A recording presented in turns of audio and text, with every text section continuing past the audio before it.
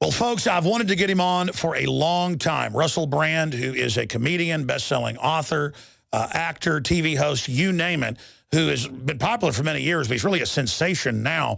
The whole office today, when they found out he was coming on, got really excited. We have a lot of big guests on.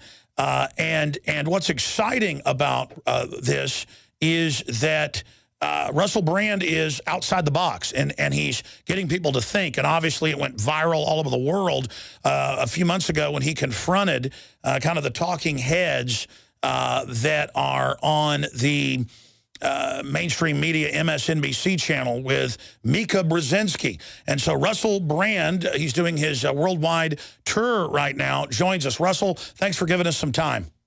Alex, it's a privilege to be on your show. Thank you. No, it's a privilege to have you here. What's the best site for people to visit to find out about the tour? Is it russellbrand.tv? Yeah, that'd be perfect. Thanks. You bet.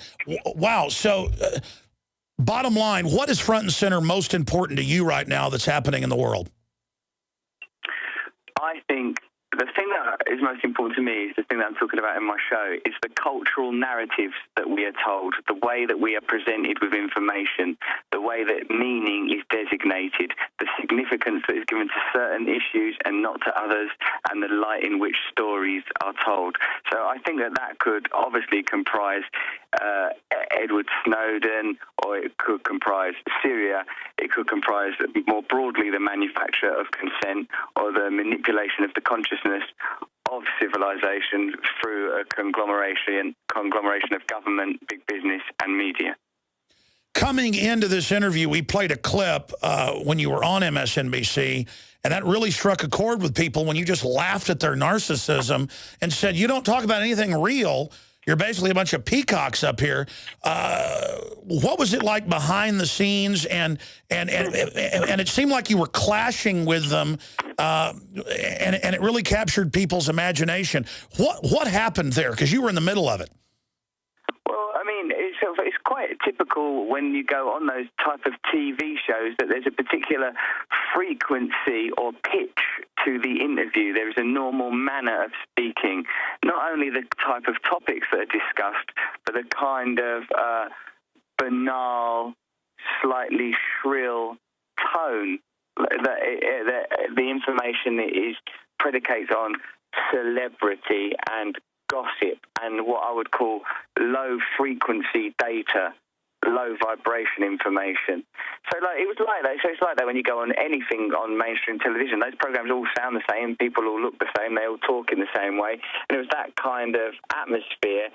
The only difference is that the impoliteness was of such an extreme level that it gave me an opportunity to point out some of that stuff, which I wouldn't typically do because it sometimes doesn't seem appropriate to tell people that what they're doing is pointless or silly. I want to get into world events, your tour that's so popular that I hope to see when you come to Austin in a few weeks here in Texas. But just getting back to that, they genuinely seemed extremely uncomfortable, but the women also seemed very sexually excited and were not faking it. I mean, I could tell that somehow you absolutely broke the spell of their self-centered, petty narcissism. And I'm not kissing your butt. I mean, it really happened. That's a magic clip from my perspective. You've become nervous. Why are you nervous? Really? No, You're a powerful woman. You've got a lovely job. What seems to be the trouble? I don't know. You've got a hair like Princess Diana. Oh, wow. Is this what you all do for a living? Yes. We're going to be talking about the situation with Edward Snowden, this whistleblower. Is it good, what he's done for America, or are our secrets being jeopardized by his intentions? We're going to be talking about that. Why do you think you shook him up so bad? I don't know. I'm a bit confused by it because I just went on there and did what I normally do, is just be polite. And then if I point out something that's idiosyncratic or weird, I observe that. But don't you think, Alex, that sort of you deal with so much duplicity, whether in a situation where you're in an interview on the TV or on the radio, or if you're making a purchase in a shop, is sometimes we lose our authenticity, our ability to be human and truthful with one another. So I think if you interact in a very human and truthful way, then that's can be very disruptive. You know, and Sure. I think it's not like that there are certain individuals that are good and certain individuals that are bad. I know myself that, you know, I work in films and I've worked a lot in media, so I must be culpable as well for propagating these ideas and supporting them in my own way. And on a bad day, like just now, I arrived at Seattle Airport and there were people that wanted autographs, and they were the kind of people that sell the photographs on afterwards. You know, they like, you know, like for eBay, they don't want them for themselves, they want them to sell on eBay. And I couldn't be bothered to sign them. I just didn't feel like doing it, you know. And but that's not the absolute best aspect of me as a person. The person I aspire to be will always sign everything for everyone, you know. So like I'm capable in myself of being selfish, egocentric, and self-obsessed and self-centered. But like I think it's more of a problem when you have a massive machine that conducts consciousness and orchestrates the way that we think en masse, that has a set of priorities and an agenda that is making people in huge numbers think in a selfish, insular, atomized, apathetic, and impotent way. Wow. Man, I tell you, you're on fire. It seems like you have really had an awakening. I mean, you've been awake for a long time, but it seems like your awakening is accelerating. Is that accurate to say? Yeah, I think you might be right, as a matter of fact, Alex. I mean, like for me, spirituality is an important component. I meditate a lot, and I practice certain spiritual principles that mean I have to be very mindful one day at a time about the way I live my life. I'm like a drug and alcohol free, and the more that I've detached myself from the things that I thought would make me happy, like money and fame and other people's opinions, the more truth is being revealed. That is pure veritas, because that's been my experience as well. And what you were just talking about, just being aware that you're being selfish or doing things that are self-centered or narcissistic is half the battle. Most of the people out there, especially that are in the mainstream media, they are purely turned over to the narcissism and are like biological androids. They're not even real. And I think that's why you freaked Brzezinski's daughter out and others so much, is because they got into this conscious of the manipulation they were involved in, but really what you do to others comes back on you. So now they've turned into what they tried to do to the public, making the public one-dimensional cutouts of what they projected. It's now blown back on them. That's very interesting. I often wonder, Alex, how those situations are contrived. I sort of suppose if you work in the media, you go through so many filters. You know, you're just not going to get that kind of job unless you're a certain type of person, unless you know the right sort of people. If you say the wrong type of things, you'll be filtered out. You know, so by the time you get to the point where you have your own show, generally speaking, you think a certain way that is in alignment with the elitist interests that are behind whatever corporation owns the outlet. Yeah, but like I think too that there is probably a less obvious way of understanding things in terms of, I wonder what happens neurologically. I wonder what the energy in a brain looks like. I wonder what that it's like if our brains are surrounded by other brains that are thinking in a certain way, that are broadcasting, transmitting at a certain frequency. You know, like that, this is what I feel like we have, is a sort of a situation where there's such a strong and hypnotic message that exists not just externally but more worrying internally. I'm always more worried when I find that's why I don't like it when I transgress my own personal principles, because I think, well, then I'm not behaving in accordance with what I believe in. I'm policing myself. You know, if I'm selfish, then I'm part of the problem. You know, like Gandhi says, be the change you want to see in the world. So really all I can control is that I treat people well, you know? Absolutely. And you know, thinking about that, the establishment is aware of the group consciousness, the group collective, and they're trying to program it, as you said, on record. They've written books about it, to lower the frequency down to a bestial or even below bestial level, beyond common sense, even self-preservation, so that people can be programmable. So it comes down to the old question of free will versus not free will. And I think that's how you can tell the good guys from the bad guys. If someone wants to expand consciousness, awakening, understanding, and empower people, then that means they're on the good side. If they want to shutter the horizons and put walls around the mind, that's the bad guys. And from what I've heard, it's gotten amazing reviews, sold out in many places in the world. Messiah Complex, Revolution of Consciousness Tour. You're attempting to show people what different perspectives or windows into this. Describe it for us. What I do, Alex, makes is I use as navigational points certain personal heroes of mine. I talk about Malcolm X, Che Guevara, Gandhi, and Jesus Christ, and how each of those characters represent certain traits, certain human facilities that are oppressed and have been lost from our cultural narrative. Like that you can't have figures like Gandhi, Che Guevara, Malcolm X being celebrated in the mainstream because you would then have an insurgent population. If people start to think like Malcolm X, they're not going to tolerate being treated as a compliant consumer cattle. If people think like Che Guevara, they're going to be prepared to take up an armed struggle. If they think like Gandhi, they're not going to be seduced by consumerism and they're going to be prepared to protest en masse. I also point out that all those individuals are flawed. Che Guevara was famously quite a brutal man and kind of homophobic, and Malcolm X had a sort of a difficult criminal past, and Gandhi had some domestic and personal issues that are complex. And I point out that all these three people are human and therefore flawed, but that does not negate the positivity of their message. I also say that while we have lost these icons, lost these heroes, and indeed seen them appropriated in a corporate context, the posthumous image of Gandhi is used to sell Apple computers. Che Guevara crops up at Mercedes car exhibitions. It's because we're in a situation where our heritage, our cultural myths and our stories that keep us bonded and unified and to a degree, I don't know, human, are being lost and subjugated, because as long as human beings are in a state of fear and a state of stimulated desire, we will always be beholden to the elites, we will always be beholden to the corporate interests that offer to resolve these problems by selling us products. I've got to keep it funny, Alex, so I have to talk about sex every few seconds as well. Wow, Russell Brand is joining us right now on the road, part of his international tour. And, speaking of getting people outside the box, from my own research, you're absolutely on target at the core here, that the establishment is expert at hijacking icons, or as Campbell wrote, archetypal images, and then twisting them towards their aim, and then really rewriting all the basic cultural knowledge that every group out there had and replacing it basically only with the New World Order's propaganda. I mean, nothing against basketball players or movie stars, but if that's what kids aspire to be, there's not many slots there.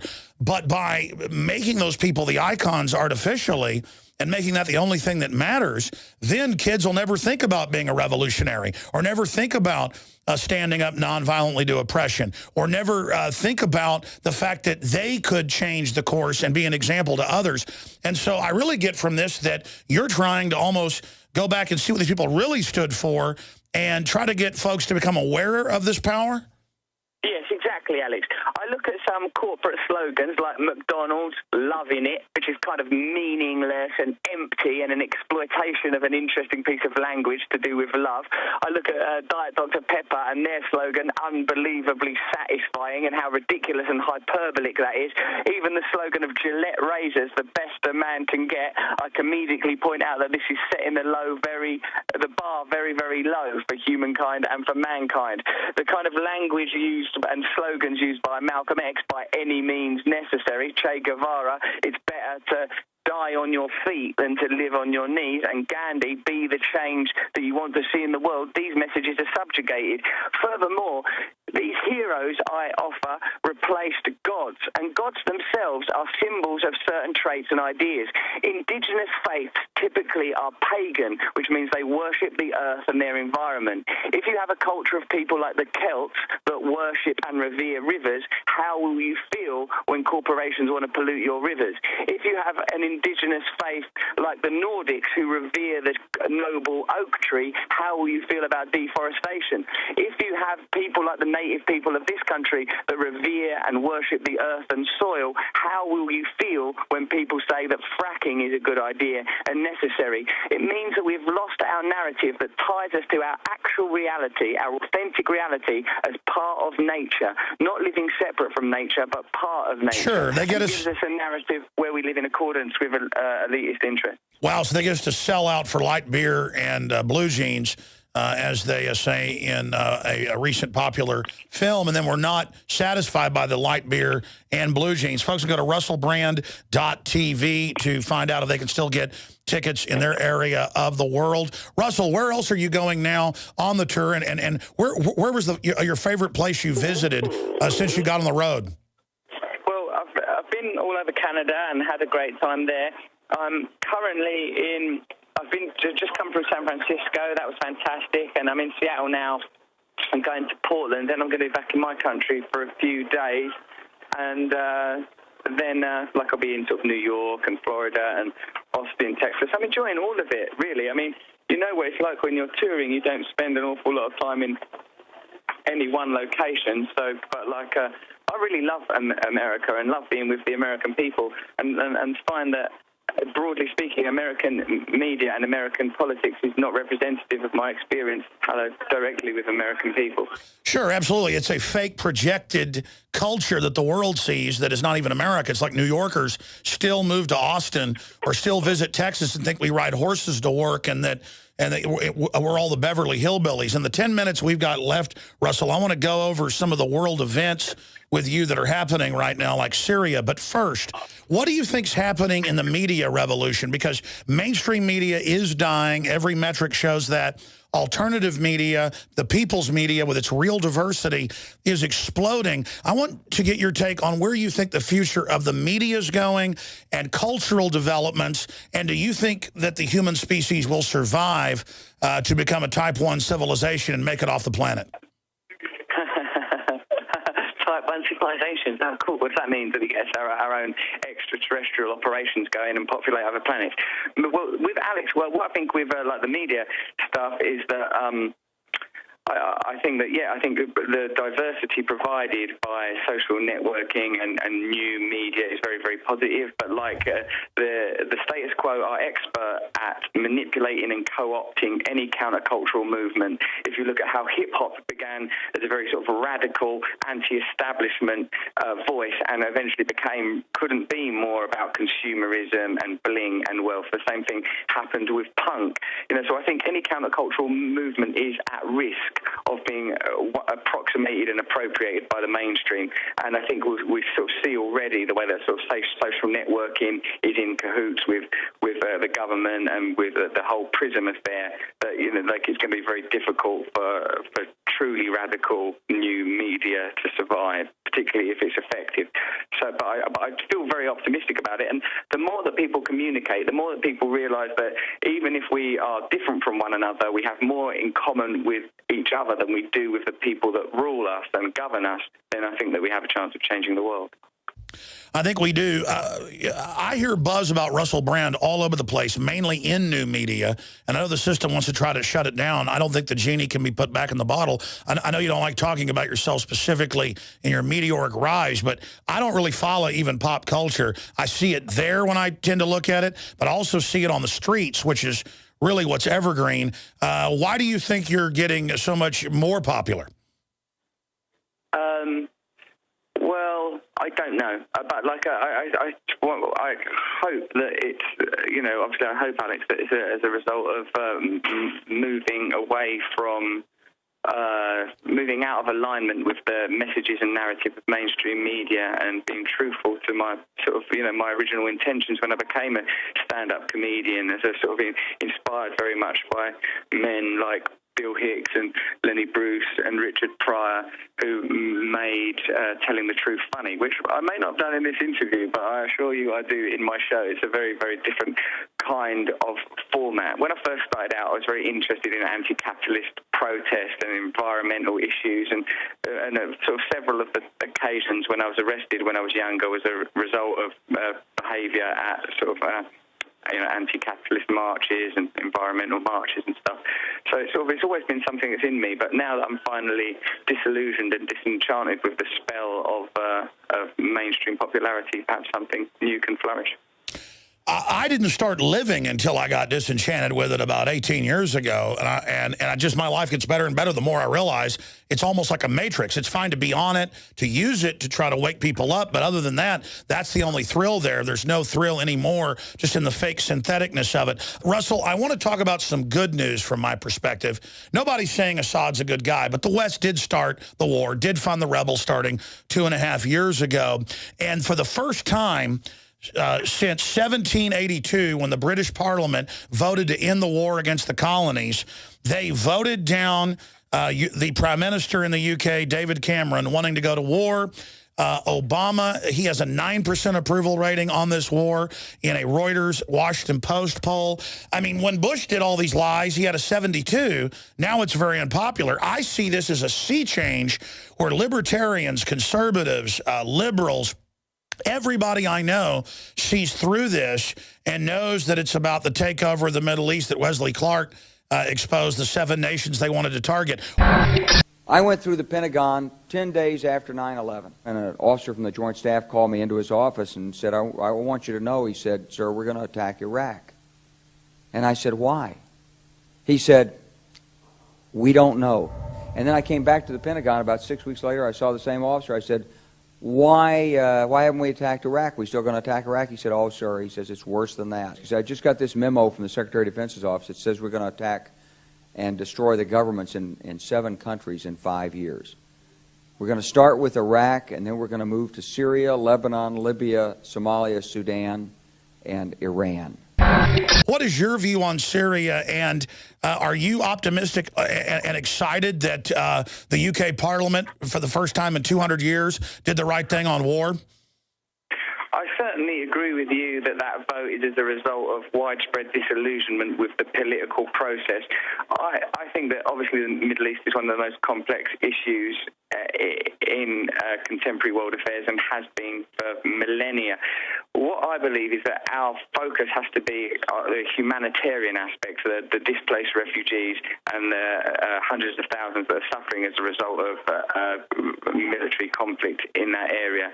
What I also believe, Alex, is that these affairs are conducted behind a veil of disingenuity and duplicity. It's very difficult for any of us to understand what's truly happening. My experience tells me that, whatever they are telling me, I intuitively don't trust. It's typically about the interests of big business and government and how they align with one another. So that's what I'm going to assume until I hear otherwise. The claims for going into Iraq and Afghanistan were duplicitous, and so the starting point I have is going to be not to trust any advocacy of military action in Syria. Whilst it's not an issue that I can pretend to fully understand, it seems like it's extremely complex, that there are many factions fighting there. There's no clear goodies and baddies situation. Absolutely. Ron Paul recently came out and said he basically thinks it's a false flag. There's evidence that the al-Qaeda groups staged the chemical attack. We're not really positive who set off the gas. The group that's most likely to benefit from that is al-Qaeda. I think it's a false flag. I think really, indeed. It is obviously an incredibly complex situation. In closing, because this happens to me a lot every time I finish an interview, after it ends, there's something or a group of things I wish that I would have said. Russell Brand, we really appreciate your time. In closing, in a minute or two, any other key points that you'd like to put out there to the millions that'll end up watching and listening to this? Well, Alex, I think probably you and me are coming at things from a sort of a different perspective. But me, I see my views are sort of more informed by sort of socialism, even Marxism. But I think ultimately what we believe in is freedom and truth. And I think that as long as people respect each other's differences, then I think, and also acknowledge that we, the people struggling against oppression, have more in common with each other than the people that control us, then I think there's a chance for unity and change. Sure. I mean, I think that at a level you can see as a counter to the centralized corporatist communism, socialism, but then you realize that they selectively use the deployment of collectivism to only create a permanent peasant class to control us, so that we never have come to the libertarian view of the individual being empowered and having a giant middle class. I mean, what's your view of, say, libertarianism or Ron Paul? I mean, off air, you said that you were aware of my work. What's your view for folks of what I do? think that you're fantastic because you're challenging authority and you're challenging the status quo, so I agree with you. But for me, the number one priority for anyone who wants social change has to be the welfare of those most in need of it, the support of society's poorest and most vulnerable. And for me, that's not socialism. It's, if anything, it's Christian, it's spiritual. It's that's what I believe is the most important issue. I think if you're in a position of power and your priority is not helping the poor and the dispossessed, then you shouldn't be in power. And now, of course, a healthy society across the board, and hierarchies are always going to be, to a degree, necessary. But for me, on a deep human level, I feel our obligation is to help those that are suffering. Sure, you've got a giant Twitter account. What is it? Rusty Rockets. Is there any other places on the web people should visit other than that and your TV site? No, that's all cool for me, mate. I already follow you and stuff, but let's keep this dialogue going, and I hope I see you in Austin. You bet, and I said that was the final question. One more, and I'll let you get on down the road because I know you're at the airport. One last question I've got to ask you here, Russell. You mentioned Jesus and Che Guevara and Gandhi and Malcolm X, but it says, and Hitler, and that's one reason I want to see your show. This is such an icon that's used everywhere, but in your research, you got to give away a little bit. What's the angle on Herr Hitler? Well, that whilst Hitler's actions were deplorable, it's not his extremism that is terrifying, it's his mundanity. He was just a normal man created by a number of geopolitical, economic and religious circumstances Versailles. At that time. In Germany, of course, Versailles and the anti-Semitism that was very prominent in that part of Europe at that time, and that now we don't like. In those days, it was clear what evil was. Evil is Adolf Hitler. Now evil comes dressed as in the white of Ronald McDonald. Now evil is hidden behind the Apple logo. Now evil is indecipherable in derivative bundles and in dispossessed millions. So it's about the narrative and the way we're told stories. Exactly. It knows how to hide, and deciphering it and knowing what evil is really the answer. Russell Brand, thank you so much, and I look forward to hopefully meeting you when you're in Austin in a few weeks. I'll be at your show regardless. Stay in touch, Alex. I can't wait to see you. Thank you, sir. Goodbye. See you, mate. Thanks. Bye-bye. Well, folks, there goes Russell Brand, and I had been told by David Icke that he was a listener, and we got a hold of him and discovered he was. And we found out he was following us on Twitter at Real Alex Jones and got him on. And I've been fascinated with his work for a few years. He's been around for a long time, but he certainly has gone from just kind of being the wild party animal guy to being a serious thinker. You can tell he's a smart guy. And look, folks, you know I don't like communism, but he's on a journey here. He said that was a long time ago. Now his views are changing. We have to reach out to everybody, especially if they're outside the box and want to try to make connections to others. And so this is how those of us that want true Thomas Jefferson-style liberty are going to win the fight against the tyrants. But I tell you, that interview couldn't have gone better. That was amazing. And so I know that listeners out there probably want to send me their comments. You can do that at Real Alex Jones on Twitter. And then later on in the broadcast, I will come back and read over some of those. We'll also open the phones up later and get your take on that amazing groundbreaking interview with Russell Brand. And I hope this one gets 8.5 million views or whatever, like his MSNBC, because this will really get people thinking and talking. If him just shaking up those cutout paper people went so viral and spurred people's humanity, this will really get people talking. So please, folks, send this out when it's posted on YouTube to everyone you know. We'll be right back. I'm Alex Jones, and this is The Alex Jones Show. Check out our website, Infowars.com.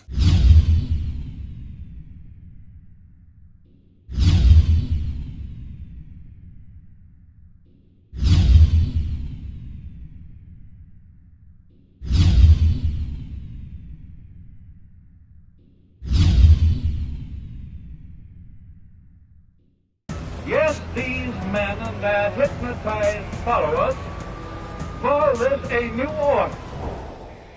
It is not new, and it is not order.